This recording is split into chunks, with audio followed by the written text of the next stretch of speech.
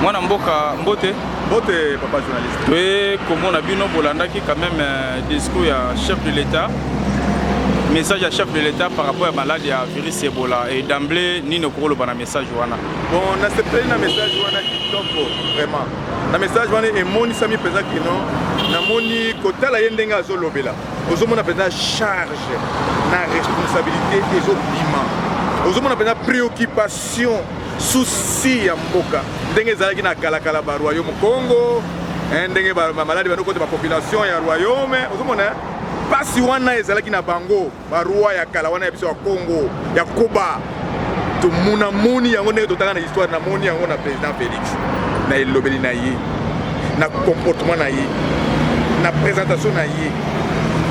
Vraiment communication ya kitoko et toucher population et tozakaka na elikia ke vraiment azapona biso. Et puis tobi boye. Épidémie oyo, pandémie oyo to bengi yango coronavirus. Ezali lisoloté. Ezali masapoté. Ezali sketchité. Ezali réalité, ezali vérité. Ezali maladie moko. Ce qui est continayo, comme on a yo, les rois. Alors, comme il peut s'attendre, Congolais, tout ça là, Keba. Tolandate, ba chef spirituel na biso. Tolandate, ba toyo. Ya milinga milinga tolanda te bato bakosaka bato kaka te maladie batala yango tembe te tosala yango ki symptôme te mpona maladie coronavirus ezoboma makasi moto oyo ayebi eke alingaka nzoto na ye akomi batela nani alinga liwa apparemment na nzambe e mpona biso bakongolais mpona biso bana Congo te toko landande oyo chef de l'État alobi toko tosa ba mesure nyonso gouvernement azui na bokebi nyonso poto vivre musika mutra mutu nzamba tinda na mokilo oyo azana mission coronavirus eko kata mission na ngai te ngai na kolinga liwa te yo mpe kolinga yango te oyo mpe alinga te biso nyonso tolinga yango te toboya yango tolanda message chef de l'État alobi message na ye kitoko clair alobi bamasanga atandi yango ezala te baekole banyonso nyonso wana bato kosangana aza na raison na suka alobi ke mesure wana tokosala nini tokokobongisa mpe yango otoko réajuster yango ozomona sikoyo c'est-à-dire que c'est comme ekokokita c'est comme mpe ekoki komata ça dépend ya ampleur ya maladie po ndenge elobeli na ye vraiment c'est comme un roi où il y a un souci à peuple naïe. C'est un président où il y a un souci à bananaye, banamboka. Population à peuple naïe. Vraiment décision retard n'existe pas. Retard les alaka. C'est là qui kangana nous 14 personnes de tozoyoka. Bongo ya lo bakalawana azala ki wa avant maladie et bando maladie nyonso. Même si nganga bayebi yango ke maladie soki ekoti mutu bazelaka 21 jours, je ne sais pas 14 à 21 jours pour epima. Après bazela ngo ba mesure. Pour na coronavirus ebandi na Congo te. Ebandi na mboka mosusu. Mboka epai bazokufa. Bato tozoyi bango. À part ndenge courant esaka défaut, bamusu baza informé te peut-être. Mais maladie wana eza ya solo coronavirus. Ezokoma bato.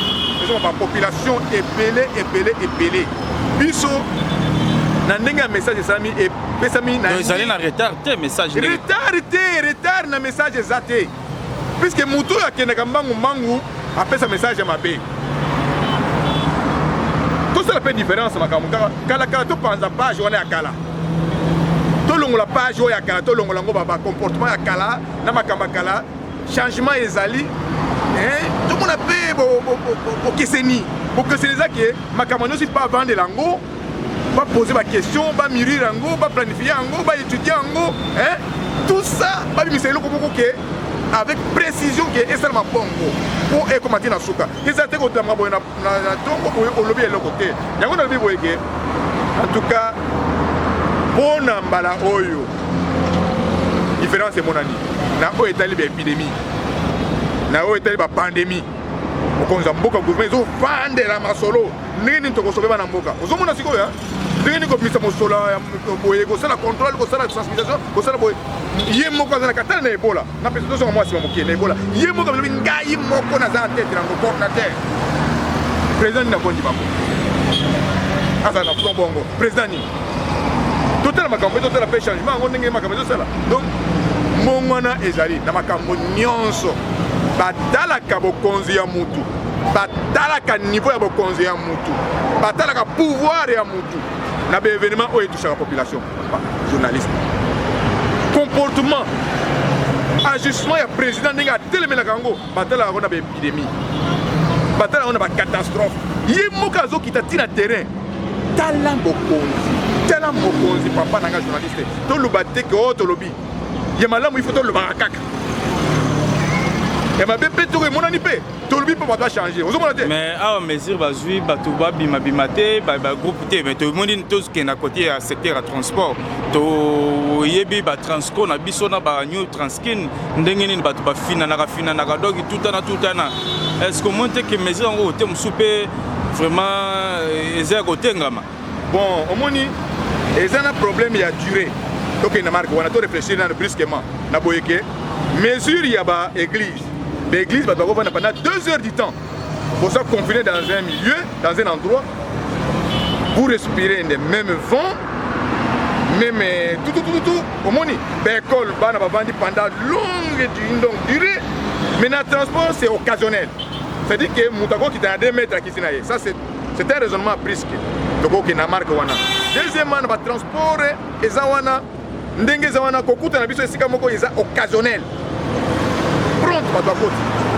moko akiti na ye wana ozomona siko mais yango balobi ke na occasion wana to atike no transport topekisi no na ndenge eza wana okoti na bise lata nini eloko na ya protection ozomona sikoyo mpo soki azotuse yo kobalelongi te boye mais ezwa eloko na yo lata biloko na ye wana ekota epa na yo te ozomona sikoyo alors c'est comme ça tolobake na ndenge epasi mais tozala na bokebi totosa nde bamesure oyo gouvernement azwi totosa nde bamesure mpo maladi wana ekangama eza neti quarantaine no basecteur oyo eza mpenza clé tokangi yango nano quarantaine ozomona sikoyo bato mayele basali yango bato ya épidémie batangama makambo ya épidémie ya makasi bayebi ndenge basala yango bango bapointe ke secteur wana eza nango grave mpenza te tokende nde na oyo tokokonteste ndenge biso osala biso médecine te nga asalaki munganga te yo mpe osala yango te ye mpe asala te ye mpe asala épidémiologie te tokende koloba ndenge nini ke mpona nini batiki transport mpona nini batiki boye bango nde banganga mayele wana nde basali solution wana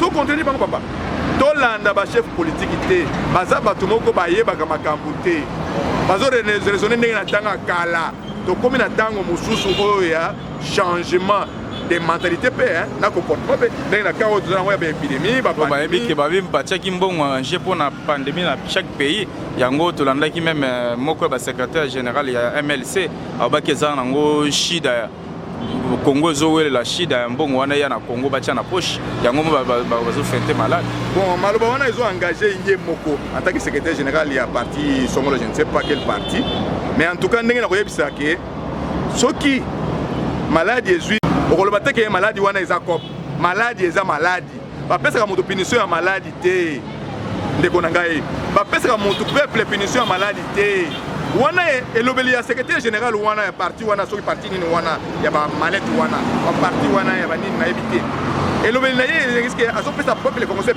congolais punition ya maladie ozomona sikoyo pona compte na ye pona ye azomona ke nuna pesa peuple congolais punition il fallait ezala ngai mais comme eza ngai te peuple va souffrir ozomona sikoyo ezaki na marque wana mais biso olinga te mais président alobi ke mpona biso bana Congo souci na ngai eza na biso ke comportement ya président elobeli na ye vous voyez vraiment la présence d'un roi.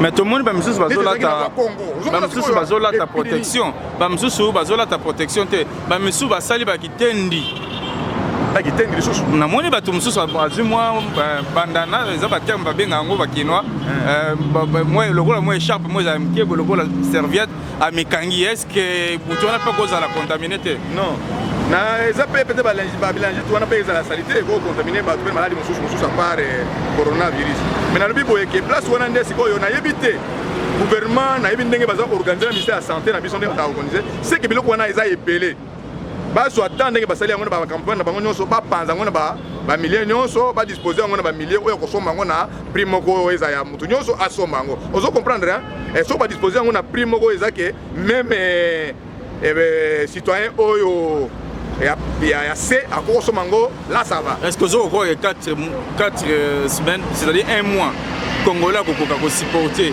pour vendre na banda kolia pour te qui d'ailleurs côté monsieur biloko bandi komata par rapport ya ba moment wana na yebisa yo eloko moke le monter go affecter économie en boka ça dit que ndenge za wana économie ke kota te esimba te bo ba tu mususu neti ya ba te ka ba gelo to sokola maboko e bandi d'ailleurs komata.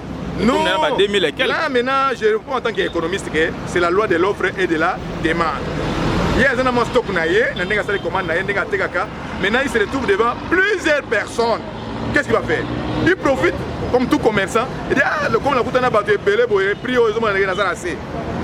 Il faut attaquer ngona markwana. Ça c'est le ministre de l'économie qui doit faire tout pour que à discipliner les opérateurs économiques.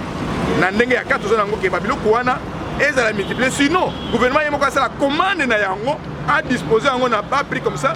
Opérateur économique a osana concurrence moko ya gouvernement a kokate. Ozomona siko ni ba livre, ne ko ba sala yango. Ba livre tel ezali mais le gouvernement ça va livrer na Kaboli. Est-ce pas ça ni? Ba koteka na prix wana? Non, au moins boye économie nango tralala ndenge moto ça somango. Donc, gouvernement na koseka na gouvernement na temps na mikono na yoke. Gouvernement a disposer ça la commande wana. Il y a mingi et il y a ebele à disposer de la province partout, dans l'aéroport, dans les milliers wana nyonso, dans les prix moko eza dérisoire, prix moko ya mukie pour que mutu nyonso congolais nyonso asuma tota na ba opérateur économique te bango bazala wana bazo respecter loi ya l'offre et la demande. Na ndenge na musala na bango ya profession na bango ya commerce. Comment est-ce que surtout na ndi bango ba ko komisa ngwa 10 000 francs parce que ba tebele ba ko lukango, surtout banda message à chef d'état Besaki et toucher tous les Congolais. Puis les commis Kimia, ils sont responsables.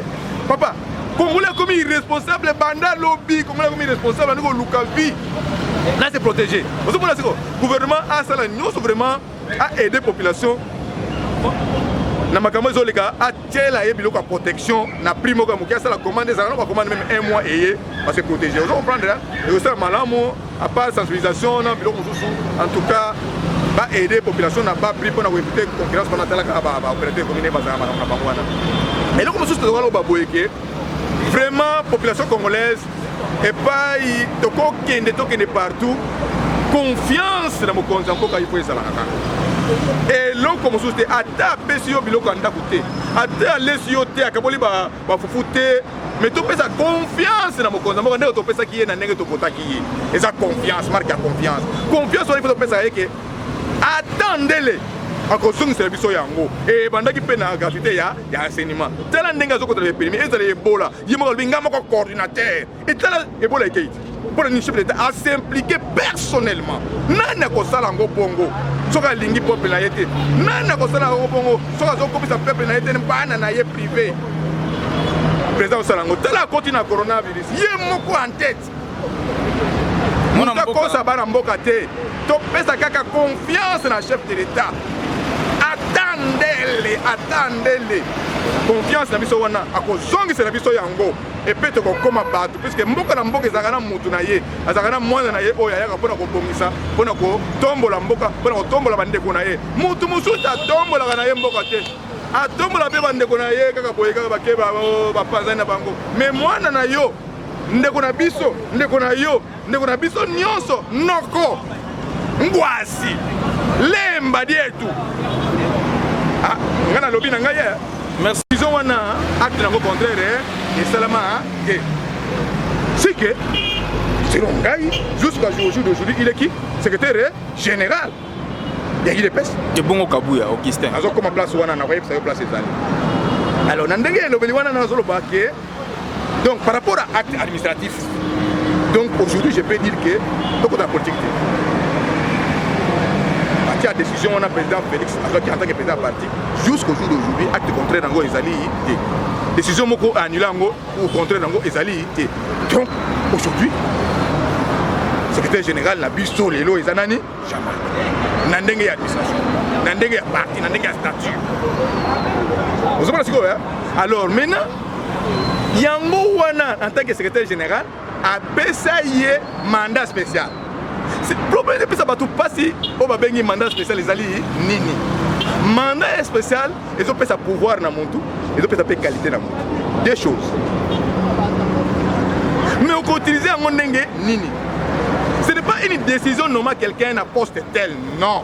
C'est un mandat qui donne le pouvoir et en même temps la qualité à quelqu'un. Ça dit quoi?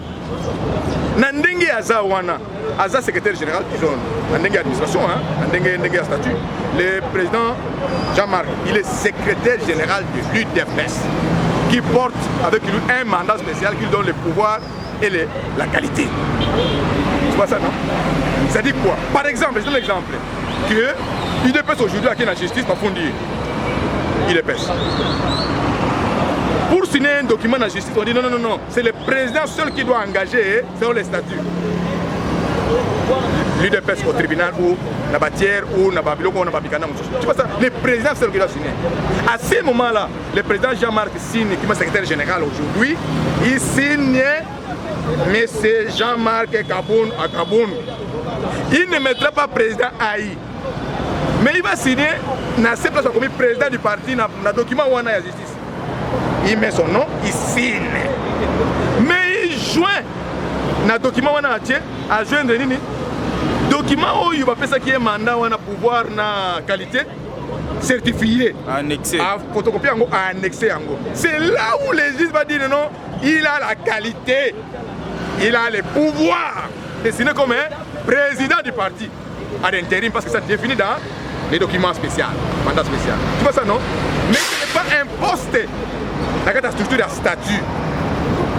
Est-ce que je me fais comprendre? C'est comme ça tu verras que quelque part que Batwazo Monango Mbilinga Mbilinga. Mais c'est logique. Mais là c'est comme un problème. Comme le statut lui reconnaît comme la décision, il lui reconnaît comme secrétaire général. Mais à son tour, excusez-moi, ça c'est la vérité, hein? Bien qu'il ait touché Batmoussou, mais c'est la vérité. C'est-à-dire qu'à son tour, a eu décision.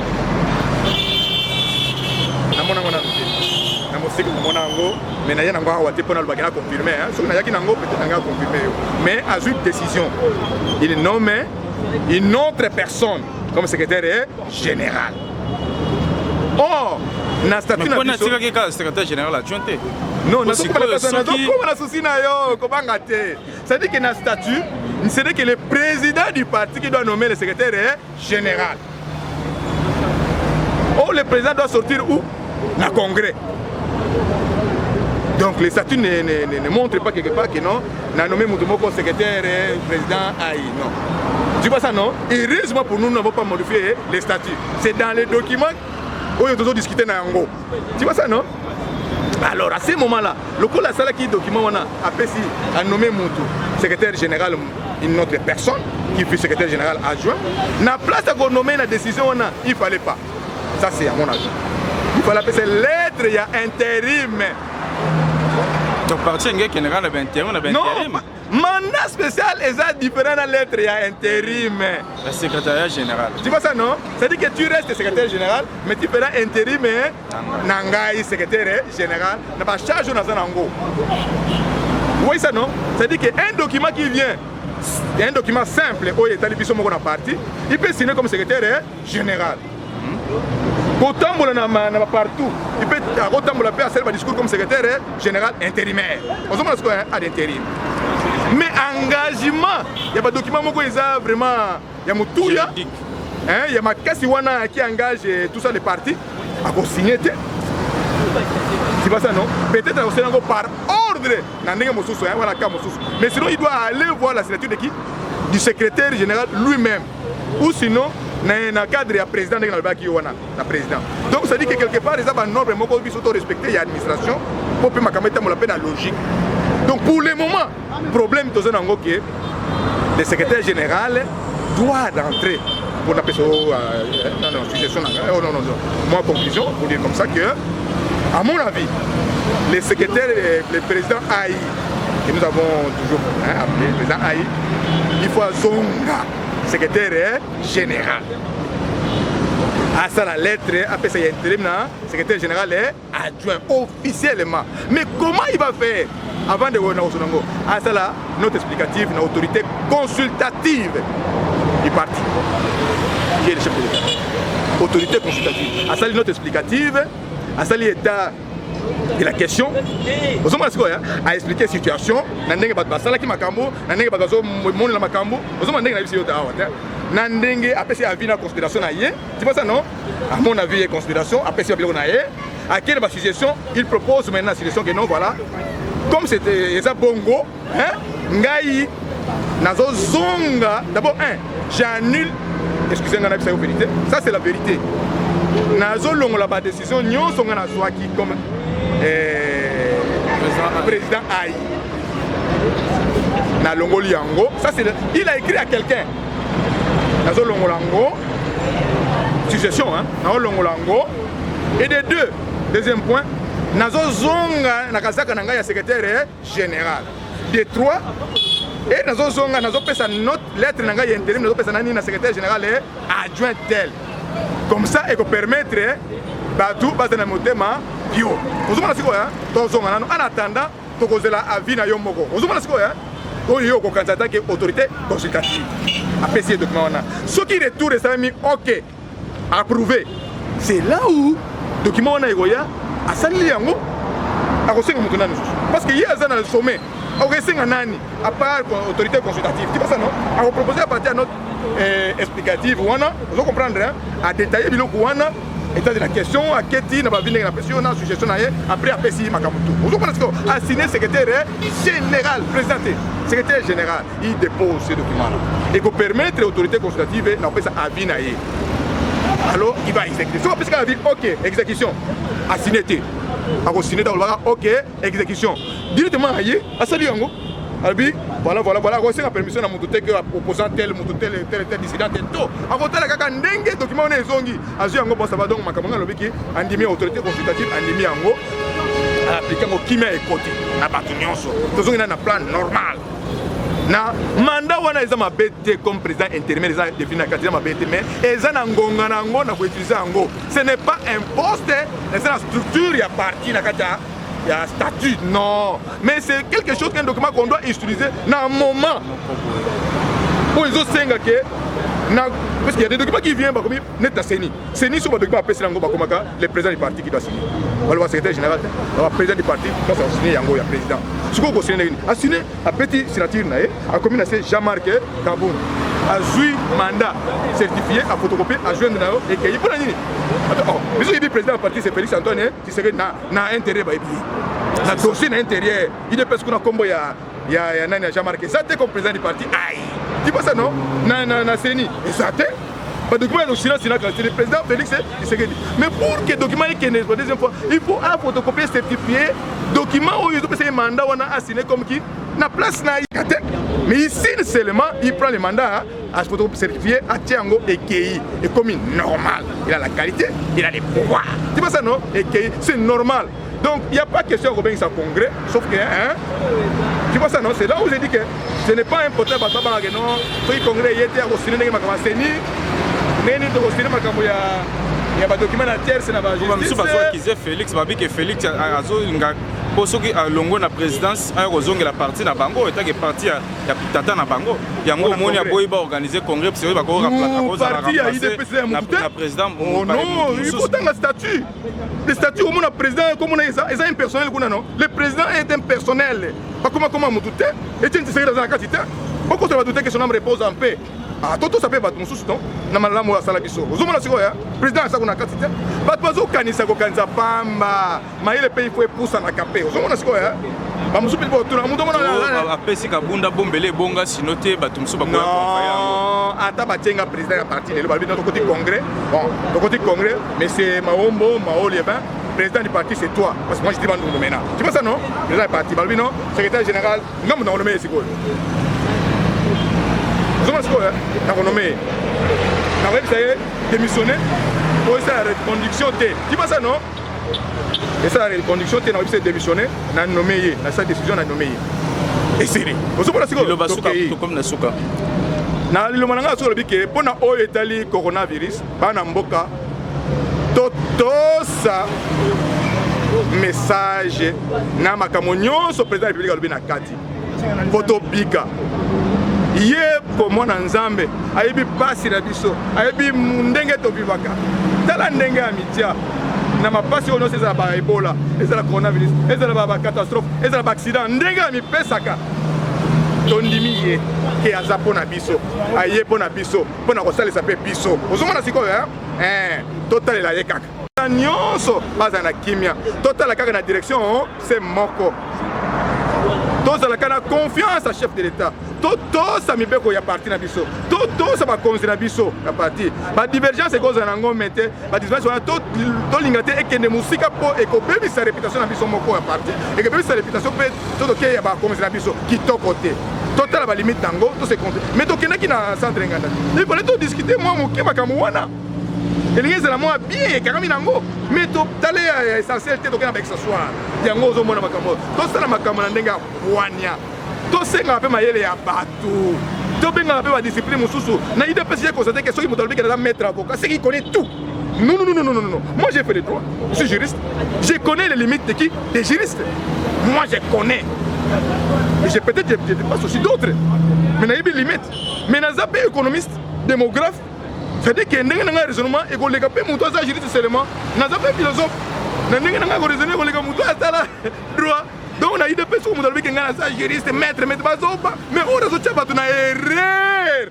Na ba conception na ye pour ba bien que alobaka français te tozonga moto na moto misa bwana na ye to vanda elongo ba sélection na yo yaka to kende boye bazo tika bato mususu mayele bazo bendaka bato selon ba affinité selon bentel fédéral selon tout ba escalier boye ba longo la boye akoba ba PCR ba mususu iloko wana to linga hôtel il est ça moko et ko kabana jamais tant na président Koufi ma partie nous sommes des partis pas mais les panzana mais biso unis tous bien pouvoir dans l'équipe balongoli nani attaquant de pointe na équipe avec carton rouge gardien pe abimi mais c'est quoi yo équipe de coupe du monde coupe d'Afrique coupe ya RDC donc ça c'est très bien donc et ça ko kumisa ke il est ça grande machine et ça parti politique oyo ke c'est pas pour rien que mon que na ba télévision partout aux autres là statut à IDPS c'est comme il débat on se dit quoi comme matin vous voyez que IDPS a parti à Makassi et a parti phare et a parti modèle et a oyonde repère et parti politique et ça devient pas mouvement tel mouvement tel c'est un parti de politique pour parti de masse mais na kata parti de masse par catégorie nyonso ezali donc message na biso fito pesa en fonction de la catégorie nyonso et le pesa pesa mo boulou bana mboka ezaki bana IDPS ba combattant communication est malamu té donc on a ba autorité na ba tuase ba catégorie nyonso la communication na biso il faut ça là et permettre ba catégorie nyonso ba ça très bien fixé mais ce qui m'offre mais kasi bosala la matinée comme déjà na suka matinée ça répond à communication bon et ça va bien mais communication en la matinée on a communication il faut les aller à kitoko na précision et concision na comme belé na kati pour permettre que na simple flou ezalate. Merci beaucoup. Merci beaucoup en tout cas na sepeli mingi nzamazolo kumo yende yemei. Merci beaucoup bandeko bozolanda ngai na kati awa na libanda ndeko tofungola matoi pe tofungola misu na biso nyonso opesa na nzambe abana banda boyebinga ndenge boyebinga na kombo bomba madai na kombo na kri wana abetaka banomanga na IDPS bitakwira ya IDPS kombo nanga eza Kisambu Mawana Eric kotuna nanu ba leader nyonso babeta bomba baebi Ogise euta wapi ezaki oyo tosalaka poto kimisa Kabila lelo Kabila yoka napesa pouvoir na IDPS tosala élection oazo soki te Kabila alinga osasa élection te poto kendela nanga toyebise machine zike kate etali biso te tokota lelo histoire wana si j'ai les amis makambo tali coronavirus donc makambo ya coronavirus coronavirus président de la république azwaki solution yango avant soit solution yango asalaki mardi rapide conseil des ministres na kati ya conseil des ministres batetaki makambo coronavirus oyo esalaki ke bazwa conclusion nango ntango bazwaki conclusion nango asukaki kaka wana te abengaki baoyo akoki kobenga baservice ya sécurité ntango asali na bango réunion moto asukisaki eza docteur na biso Muyembe na minute oyo ntango azwaki solution o président alobi badécision alobi ezalaki ye te na bastation nyonso oyo asololaki na bato wana nde solution bazwaki yango azwi bamesure wana ndenge azwi bamesure wana tout respecte te eza mboka etambola na mibeko institution président de la république akwei ici mais yo nanga to respecte na cadre o respecte o revanda na ba norme bien na kati ya mboka soko o respecte te ya liboso service ya sécurité babanda déjà kotambola banda chef de l'état alobaki soki au salaire po balobi batroupement neti ba 5 10 soki bamoni bino bakokanga soki boza te bazwi bino atelemel bécuse atelemel matanga libembe na moke mbala moko eleki ensemble mpe na regrete ensemble ezwaki décision yango moko ekota te mpo na épidémie balobi ensemble kokota te me bacommission ekekika siko awa président de la république alobi biloko nyonso ekesimba te bakati yango siko tootuna ensemble wana toomona déjà ezalaki lié na président de la république te awa président de la république alobi eloko nyonso ekota te seke commission na bango mpe ekekota te soki ezalaki allié te na président de la république biso nde tokotelemela yango président ndenge basengaki repos kataka assemblée wana bakende ka repos na bango libela mpo ezalaki contact te na président de la république yango tolobi mpo na ebola président na biso ebola te tobeta lisolo coronavirus pardon docteur na biso Muyembe kaka banomaki ye akomi numéro 1 mpo na coronavirus malama ope président de la république atiaki na voyage akendaki kosomba bapareil oyo ezaki ebanda kocontacte maladi wana na makambo mosusu soki azongi retour po toza 4 semaines gouvernement oyo azwa en charge ye moko koyeba nini akoki kosala na biso population na minute oyo nazoloba aza na réunion ya sécurité lobi akozala na réunion ya social na kati ya social aobenga déjà ministre économie na kati ya ministre économie aobenga ministre ya finance aobenga ministre ya budget bakovanda na bato mosusu mpo batidie na kati na biso population tokovivre ndenge ni na kati wana soki bazwi conclusion ntango docteur Muyembe azozonga bakotalisa nini bakoki kosala na population po eleka bakozwa badécision nyonso batieli biso bacentre parti par là mpona kocontacte soki oza na maladi wana ezala ndenge mpo déjà bapare ya mike ekomi okita déjà mpo na biso lelo batese ebandi tozomona yango tese ezobanda soki bamoni yo déjà na 38 bakovandisa yo bakosala yo tese na 3 jours kaka na journée moko bakosango 3 fois soki bamoni kaka 38 babengi ministre ya santé atindi baintervention bakoti oyo na hôpital mpona baye bazolobaka eza maladi ya lokuta tolandaki meme moko ya balider politique ya opposition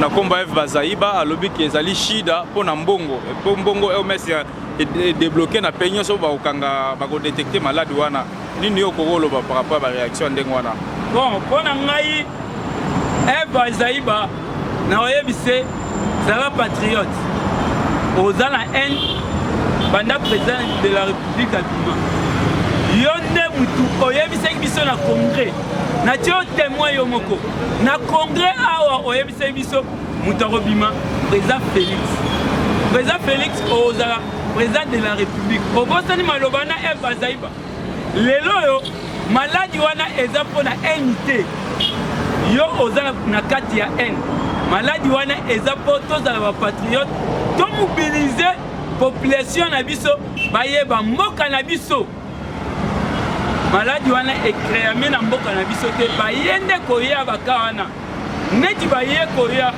bana biso président abwaki ya liboso abi totiana na nzambe ya mibale atie ba solution oyo atie mpo na biso na kati ya mboka ya liboso atie nzambe ya mibale solution oyo atie ya misatu kaka docteur na biso anome aza numéro 1 mpo na wana abimisi ye na mboka mpo akende lukila biso solution azozonga rapide mpo tozwa solution ya 4e azozwa solution na social na biso ekekoma ndenge nini bazaiba nazoye biso ndeko nanga eza bato mibale justice ekeka bazaiba na Molière teke bandimaki te epidemie wana ezali bakomi recouvre yango bakobengana bango na justice balakisa bango sikoyo epidemie wana ezalaki te na ndenge nini sikoyo ekomi na ndenge nini mpo bazoloba bazokende musika gouvernement baza wa miyibi babwaki yango mpo bapesa bango mbongo bangindana président Félix akoki ondima abongo population nyonso mpo ye moko anginda papa mama eza biloko ya lukuta nga nayebisi biso justice ekanga bato mibale bazaiba na Molière oyebi papa Molière eza aza député azokoka kosalela terme na ye te est-ce azorépondre bana norme ya azorépondre na norme na ye te député azani aza mutu oyo alobelaka peuple sikoyo place wanga moko namoni ye akendelaki mbongo na parlement président Félix mpe alobi mpo na mbongo nga na kokota kope wana te Kabila abanda kosala na kope wana mpo na bino aza nde maboko pembe asalane te aboyi nde kope wana akota yango te yango wana aloba badepute baza na qualité te tela neti article 43 oyi yango kovote banda Kabila azalaki 18 ans balekisi yango bango mpe baye baboyi yango mais président akweyisi classe eza ofele bavotango na parlement te awa bakosa biso biloko nyonso eleka na parlement bavotango te bango basali babandi odute nango badepute bakritike ye boyeboye mais bautaki ovotise bango ngo na makasi ko nazo comprendre badepute te tala ntina niveau oyo parlement bokende kozwa badécision ailleurs président de la république mais bobosani ye nde moto aza numéro 1 ya bainstitution fale bosolane mpo na épidémie oyo eyeli biso na mboka ezalaki na Congo te eye koya mais président de la république tomoni tozwi badécision boye mais bacommission nde ebanda kotikala mpo etraité yango wana biso tolobi ndeti baza bango capable te président zongisa bango kaka na ndako bakoma bachomere libela toluka sikoyo badepute oyo bakoza capable ya biloko mibale kodefendre mboka kodefendre peuple congolais na cadre wana baarticle wana bakotelema bien bon dérapage wana esalamaki wi ndaku place bato baza baproblème ezalaka kaka ntango baproblème ezali neti nga bitakwira ndenge naza awa natie bato mosusu te awa banda président de la république azwaki pouvoir esengelaki bato ebele tozwa misala mais ti lelo tozwi misala te bato bayaki kodeklare misala kodeklare misala na niveau oyo tokomi na inane biso tozosaka mobilisation toza bachomere tozosala mobilisation na kati ya mobilisation tozoforce omona banda ntongo oza nzala ozangi transport mais ozosalaka mobilisation neti tosala mobilisation tomoni inane biso tokontinue kaka na koloba yango bandeko bayaki mpo na kodeklare mosala wi na pesen bango fotité mais ndako nyonso eza soki problème ezali babongisaka yango na niveau problème na biso ndenge ekomelaki esengaki sikoyo bazwila biso ba décision mais na niveau ok tokomi omona déjà bafédéral bauti osala déclaration lelo donc nani basala déclaration balobi nini président de la république ne moto akozwa décision neti badéclaration déjà ezwamaki wana topesa bango chance totala sikoyo ndenge nini ti président azosala remaniement po na cadre remaniement ne misala ekomona après 2 mois président osala remaniement na baconseiller na ye kuna ti na gouvernement soki asali remaniement banome mpe bamandataire biso place vide bonani tokozwa sikoyo bazwa biso tokota nde misala mpo na nini soki tokoti misala toprépare mpo na 2023 bakabali tu oyo baosala soki toza na mbongo politiki basala yango na mbongo tokoleka tokosala campagne ya 2023 eke na ndenge ya bien crise en tout cas ndenge na niveau oyo nazomonela crise eza te me ezalaki problème ya palais mais ndenge nazomonela déjà déclaration ezokende en tout cas bandeko na biso tomonaki ekomaki bapeter kazadi balobi boye baona bashabani kote oyo boye tout ça toyebi te babi boyaki koreklame mpo balongola bango bino boyaki mpo bolongola bazosala biso oyo tozosala te sikoyo mpo na biso intérêt toodéklare nde mosala soki nazwi mosala nakomi kosala nakodéklare nini mpo nasala campagne ya bien tobatela pouvoir na biso soki nazosala te mbongo eza te na 2023 tokosala campagne ndenge nini babolongola kabuya na kabundi balongwa tout ça apa eloko wana président de la république nde moto akokabisa biso tokoki kopota soki décision ezwami te ata ndenge nino décision na biso eza nini président soki azwi décision kuna ndenge akotinda bango biso sikoyo tozozela na remaniement sikoyo na remaniement soki biso tozwi baposte te ntango bakosala remaniement po gouvernement bakonome bamandataire sikoyo soki bakombata kaka bazwi misala te bobundisa mpe ata bango mosusu bakoya wana antuka tokoloba président de la république oza contre mpo na biso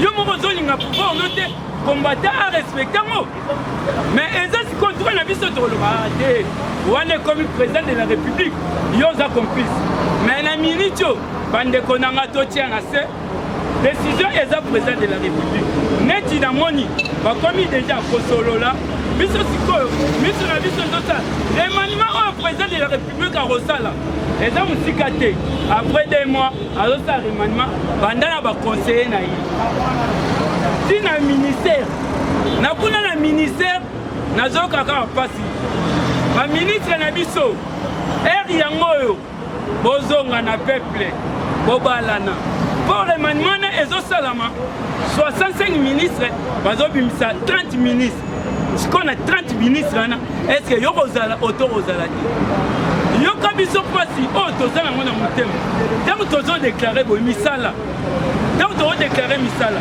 mais ministre yo kokocréile biso basystème te mpo tozwaka ata 1 franc olobi toyeba ndenge nini ya kodéklare lisusu te remaniement yango ezosala 65 ministre na 30 ministre ere yango oyo ministre zonga na population oyeba ndenge nini ata badepute na biso na base awa bakimaka biso ata baministre bakimaka biso bozana basili obi bozana basila bilamba bope abo basila bilamba yango bakimaka ndenge toza boye toza bakalite nyonso bato baza bagradue baza balicencie baza badiplome baza bato basuka mpe na ba5e ba6e baza tokoteki na niveau wana classe politique na biso tokoteki na liti na biso tozwa nde pouvoir yango tozalaki kobundisa bakombata mais sikoyo ntango tozwi pouvoir mais kokanisa te baza baletre ya bato oyo batelema na sainte terre batanga nde totanga susi na biso toza nango tozwa misala bamisusu oyo baza badiplome bazongela lisusu bazwa balicence na 2023 mpo postule bamima badepute mwana mboka tolandi vraiment bitumba na bino ya ndako ya IDPS Jean-Marie Kasamba donc yango na yango comme sujet ça fait débat na ebite nino ko loba na ndeko wana papa bona eloko wana